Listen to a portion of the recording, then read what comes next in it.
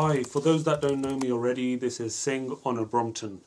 I'm a father of two boys. One was born in the labour ward at the hospital and the second was a home birth. In both cases, the midwifery care that my wife and I received was absolutely second to none. It was continuous, it was calm, and it was compassionate. In the UK, around 1,600 babies are born every day. Every one of those births relies on safe and supported midwives. But the sad truth is that not everyone gets the same level of care that we were fortunate enough to receive. Many midwives are working excessively long hours without breaks and also covering unsafe rotas. Despite being safety critical, midwives have no legal working hour limits. We all know what exhaustion and tiredness feels like. But exhausted midwives can mean less continuity in care, more burnout, and also lead to midwives leaving their profession all in all. That itself puts pressure on maternity services nationwide. I truly believe that every family deserves the same level of care that we received. And that starts with protecting the people that deliver it. Midwives deserve legal limits on working hours and safe, sustainable working conditions. And that's why I'm riding 100 miles on my Brompton bike as a dad in solidarity with the midwives. My only ask from you is to please sign the petition calling for legal working hour limits for midwives. The link is in the description of this video. It's on my Instagram bio. Please share it far and wide. Why? Because awareness drives change. Better rested midwives equals to safer births. Supported staff equals to better experiences for families. This change could positively impact hundreds and thousands of births every year. I'm doing this ride because I know how great maternity care can be, and I want every family to experience that, not just the lucky ones.